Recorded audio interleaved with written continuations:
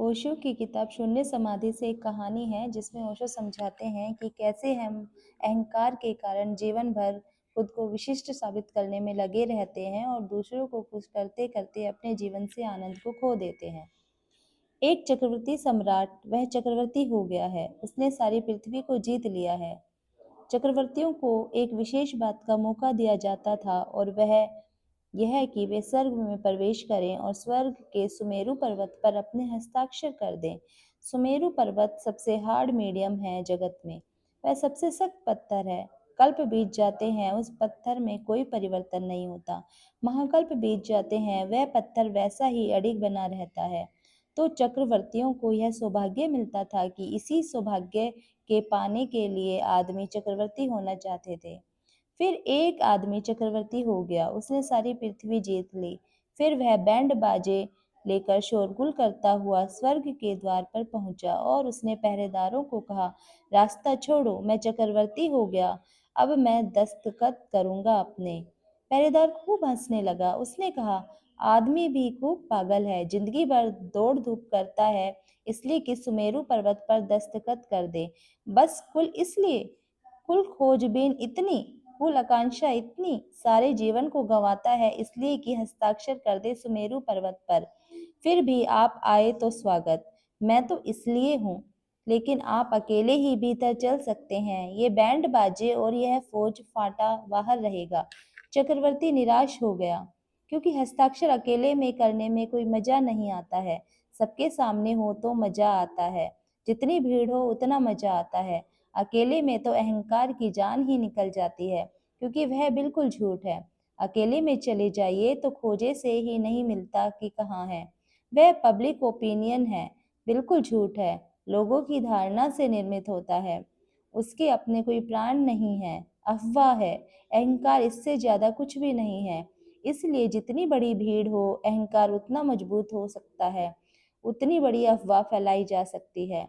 राजा निराश हो गया, लेकिन उस पहरेदार ने कहा, आप निराश ना हो, जब आप भीतर से लौटेंगे तब आप समझेंगे कि मैंने कितनी समझदारी की सलाह आपको दी कि लोगों को बाहर ही छोड़ जाएं।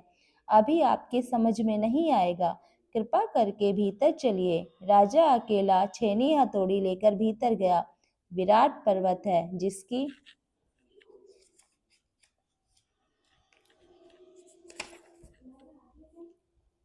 श्रेणियां कहाँ शुरू होती है और कहाँ समाप्त होती हैं कुछ नहीं पता चलता।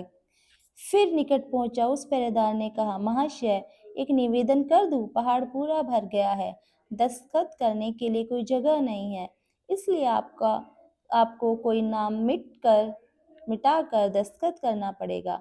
चक्रवर्ती हो चुके बहुत, वे दस्तखत कर गए, पहाड़ भर गया है, बिल्कुल। अब इसमें कोई खाली स्पेस, कोई जगह नहीं है जहां आप सीधा दस्तखत कर दें। तो पहले दो चार नाम साफ करिए, फिर दस्तखत करिए। राजा ने कहा, क्या कहते हो? मैं तो सोचता था कि मैंने कोई बड़ा काम कर लिया, मैं चक्रवर्ती हो गया। क्या यह अंतहीन पर्वत भर चुका है हस्ताक्षरों से? इतने चक्रवर्ती हो चुके हैं, जगह नहीं बची पहाड़ पर। वह पहरेदार कहने लगा, मेरे पिता भी यहाँ पहरेदार थे, उनके पिता भी, उनके पिता भी, उनके पिता भी, और मैंने हमेशा से यही सुना है कि जब भी कोई चक्रवर्ती आता है, जगह साफ करनी पड़ती है। यह कभी भी खाली नहीं रहा। यह कोई आज भर गया हो ऐसा नहीं है, यह हमेशा से भरा हुआ है। इतना अंतहीन काल बीत चुका है, आश्चर्य नहीं है कि भर गया हो। आप मिटाइए, हमेशा मिटाकर ही दस्तखत करने पड़ते हैं। उस चक्रवर्ती ने कहा, व्यर्थ हो गया दस्तखत करना, क्योंकि मैं तो सोचता था कि मैं कुछ अनूठा हूँ। दस्तखत हो जाएंगे, मजा आ जाएगा। यहाँ तो कोई अनूठे का सवाल ना रहा। फिर मिटाकर दस्तखत करूं, कौन पढ़ता होगा इन दस्तखतों को? उस पहरेदार ने कहा, महानुभाव, सच्चाई तो यह है कि अपने हस्ताक्षरों को आदमी खुद ही पढ़ता है, कोई दूसरा पढ़ता ही नहीं। खुद पढ़ लीजिए और मजा ले लीजिए। दूसरे आदमी को अपने हस्ताक्षर में रस है, आपके हस्ताक्षर में क्या रस हो सकता है? तो लिखिए, पढ़ लीजिए और मजे से जाइए। तो यहाँ कोई दूसरा उपाय नहीं है। फिर उस सम्राट ने कहा कि और फिर दूसरे के नाम पोंछ कर लिख दूं, क्या पता कल कोई आए और मेरा नाम साफ करके लिख जाए। वह सम्राट बिना लिखे वापस लौट आया और उसने रास्ते में आकर पहरेदार को धन्यवाद दिया कि अच्छा हुआ तुमने मेरी भीड़ बाहर बाहर रोक दी, वे सब यह हालत देख लेते तो मेरा तो सब पानी उतर जाता।